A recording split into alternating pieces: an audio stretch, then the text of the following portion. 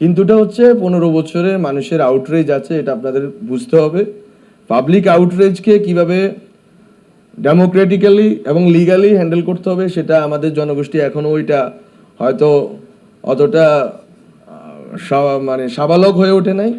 কিন্তু আমি মনে করি যে কোনো হাউসে আজ পর্যন্ত হামলা হয়নি, এটা আপনাদের মানতে হবে। এবং প্রথম আলোতে যেদিন হামলা হয়েছে সেদিনই প্রথম এই ডিমোরালাইজড পুলিশ, যারা ডিমোরালাইজড ছিল ছাত্রদের সাথে সংঘাত সংঘর্ষের পরে এবং ছাত্রদের হত্যার পরে, তারা কিন্তু প্রথম লাঠিচার্জ করছে প্রথম আলোর সামনে এবং খুব বেধড়কভাবে পিটাইছে যারা বিক্ষোভ করছে। ওই বিক্ষোভকারীরা কিন্তু এরকম না যে তারা আমলিক করে, তারা সব আবার জুলাইয়ের লোক, কিন্তু বাঁচছে। ওরা যে আপদ করছে, গরু কুরবানি দিতে গেছে। আমি মনে করি এই কালচার, এটা একটা আমাদের তর্ক করতে হবে, এটা তর্ক সাপেক্ষ বিষয় যে এরকম একটা প্রতিবাদ আপনি করতে পারবেন কিনা, যেটার কিছু কমিউনাল মানে ইঙ্গিত আছে। কিন্তু ওখানে কিন্তু তাদেরকে ঢুকতে দেওয়া হয়নি। এবং আজ পর্যন্ত দেখবেন না বাংলাদেশের কোনো হাউসে, ইভেন কোনো স্থানীয় যে হাউসগুলো আছে, কেউ আক্রান্ত হয়েছে।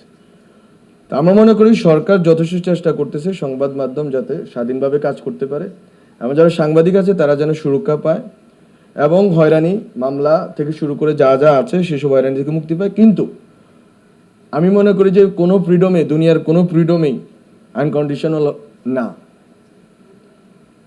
আপনার সোশ্যাল কন্ট্রাক্ট, একটা সোশ্যাল কন্ট্রাক্টে আপনি রাষ্ট্রে আসছেন, আপনি কিছু রাইট রেখে তারপর কিছু রাইট দাবি করেন। আপনাকে অবশ্যই রেসপন্সিবল আচরণ করতে হবে, অবশ্যই পেশাদার আচরণ করতে হবে, তাহলে আপনি আপনার রাইটটা পাবেন এবং জনগণ আপনাদের সাথে থাকবে। আর সাংবাদিকদেরকেও জনগণের প্রতি দায়বদ্ধ হইতে হবে।